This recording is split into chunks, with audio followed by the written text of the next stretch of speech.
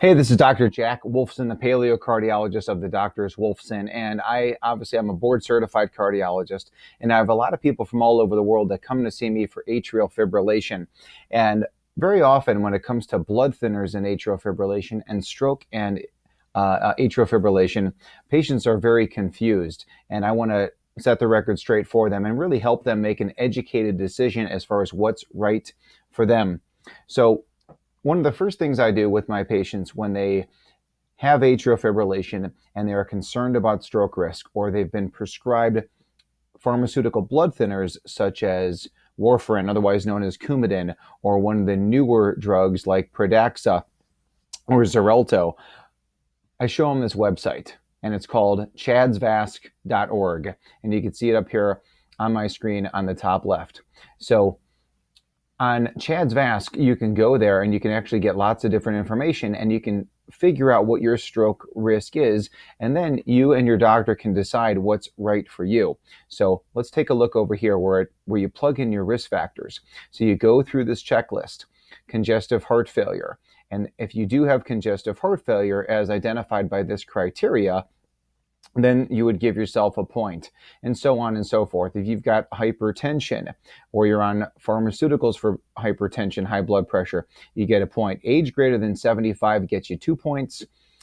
65 to 74 gets you 1 point. Diabetes gets you 1. Stroke or TIA by history gets you 2 points. History of vascular disease, like you've had angioplasty, stint, or previous bypass surgery, that gets you a point. And if you're a female, you get a point. So say, for example, let's take Jack Wolfson. I am 46 years old. I have never had a history of congestive heart failure, never had hypertension. My age, I'm 46. No diabetes, no history of stroke, no history of vascular disease, and I am a male. So my score is a 0. So we go over into this side and we see Chad's Vasc score of 0. My chances of having a stroke are 0%. If I was in full-time atrial fibrillation. So we're not going to make it much lower than 0% with any form of pharmaceuticals. Well, now let's just take the 67-year-old female patient with hypertension. So that person would get a point for hypertension, they'd get a point for age, and they would get a point for being a female. That's a score of 3.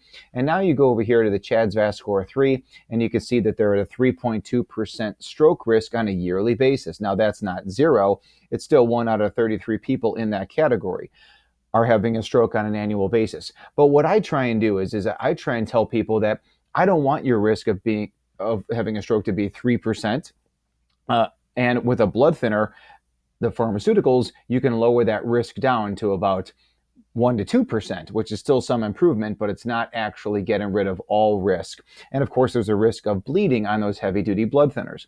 So what we do is that we talk about ways to, number one, eat the right foods, which the people in these studies are not doing, to live the right lifestyle, such as getting sunshine and sleep, and also getting chiropractic care. We talk about staying away from environmental toxins. We talk about getting grounded. We talk about all the things that I talk about in my book, The Paleo Cardiologist, The Natural Way to Heart Health. But once again, it's about giving people the information.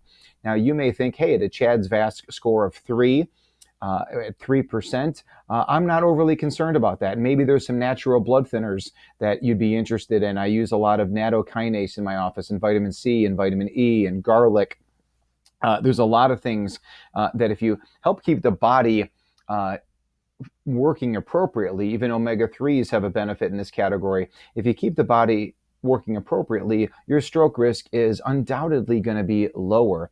So these are just some options for you. This is a fantastic website. This is not a natural website. This is not a holistic website. This is a website created by mainstream cardiologists to get this information out there to the public. And now you know it as well. Until next time,